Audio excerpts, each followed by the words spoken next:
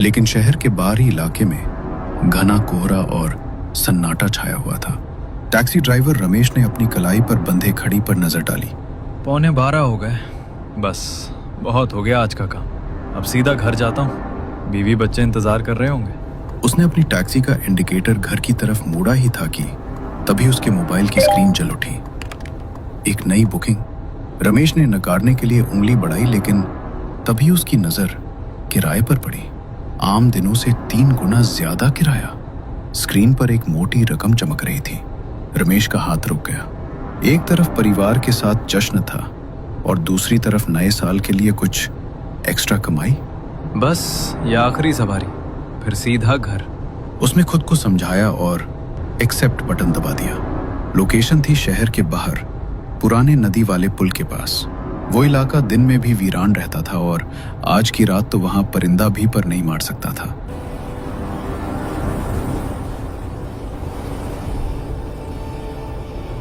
जैसे जैसे रमेश की टैक्सी उस पुराने लोहे के पुल के करीब पहुंची, कोहरा और गहरा होता गया। पुल के बीचों बीच स्ट्रीट लाइट की धुंधली रोशनी में उसे एक लड़की दिखाई दी। रमेश ने गाड़ी धीमी की। वो लड़की पुल की रेलिंग के बिल्कुल पास खड़ी थी। उसके पास एक बहुत बड़ा काले रंग का सूटकेस रखा था। इतनी रात को इस सुनसान पुल पर इतना बड़ा बैग लेकर कोई क्या कर सकता है? रमेश को अजीब सी सिहरन महसूस हुई। लड़की का चेहरा पसीने से तरबतर था और उसकी आंखों में एक ऐसा खौफ था जिसे देखकर किसी को भी लगे कि इस लड़की ने कुछ तो गलत काम किया होगा। रमेश ने मन में उठ रहे सवालों को दबा दिया। उसे तो बस अपनी सवारी पूरी करनी थी। उसने गाड़ी रोकी और शीशा नीचे किया। मैडम, टैक्सी आपने बुक की थी? रमेश ने पूछा। लड़की हड़बड़ा गई। उसने कांपते हुए हाथों से बैग की तरफ इशारा किया। रमेश बाहर निकला और डिक्की खोली। लड़की बैग उठाने की कोशिश कर रही थी, लेकिन बैग उससे 1 इंच भी नहीं हिला। ऐसा लग रहा था मानो उसमें कपड़े नहीं बल्कि लोहे के बाट भरे हों। लड़की की सांसें फूल रही थीं। रमेश आगे बढ़ा। रहने दीजिए मैडम, मैं रख देता हूँ। जैसे ही रमेश ने उस बैग के हैंडल को पकड़ा, उसे एक अजीब सा एहसास हुआ। बैग जरूरत से ज्यादा भारी था, बहुत ज्यादा भारी। रमेश ने उस भारी भरकम बैग को पूरी ताकत लगाकर उठा रहा था। मैडम, क्या है इस बैग में? पत्थर भरे हैं क्या? रमेश ने मजाक करने की कोशिश की ताकि माहौल थोड़ा हल्का हो जाए। लड़की ने कोई जवाब नहीं दिया। वो बस पत्थर की मूरत बनी उसे घूर रही थी। उसकी नजरें बैग पर ही टिकी थी। रमेश ने किसी तरह उस वजनी बैग को टैक्सी की डिक्की में धकेला और जोर से डिक्की बंद की। धड़ाम, उस आवाज से वहां का सन्नाटा टूट गया। मैडम, बैठ जाइए। इतना कहकर रमेश ड्राइविंग सीट पर आ गया।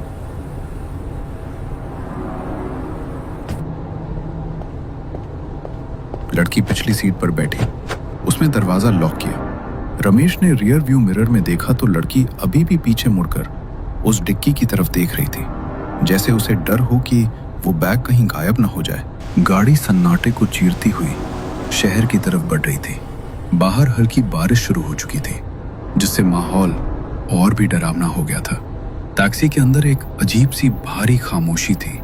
रमेश बार बार रियर व्यू मिरर में पीछे बैठी उस लड़की को देख रहा था। मैडम, इतनी रात को कहाँ से आ रही हैं आप? मतलब सब ठीक तो है? रमेश ने हिम्मत जुटाकर पूछा। लड़की ने ठंडी आवाज में जवाब दिया। मैं एक पुराने दोस्त से मिलने गई थी, या यूं कहो हिसाब बराबर करने। हिसाब? रमेश चौंका। हाँ, हिसाब। हिसाब? मतलब अगर बुरा ना माने तो किस बात का हिसाब मैडम? लड़की ने खिड़की से बाहर देखते हुए अपनी बात आगे बढ़ाई। मैं एक लड़के से बहुत प्यार करती थी। ओह, तो फिर झगड़ा हो गया क्या? वो कहता था हम भागकर शादी करेंगे।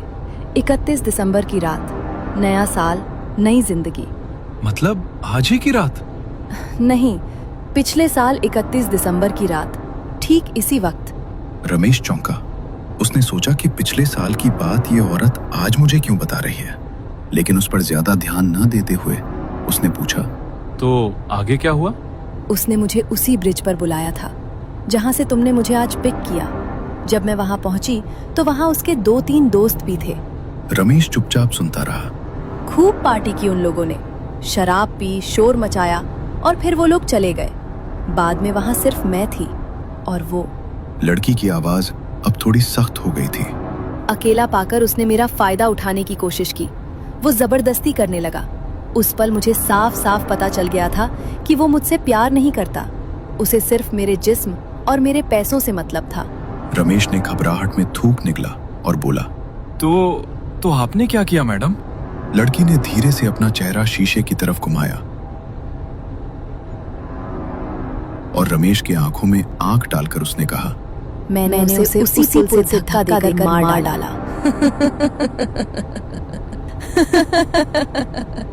रमेश के हाथों से स्टीयरिंग छूटते छूटते बची। उसमें जोर से ब्रेक पर पैर रखा लेकिन गाड़ी रोकी नहीं।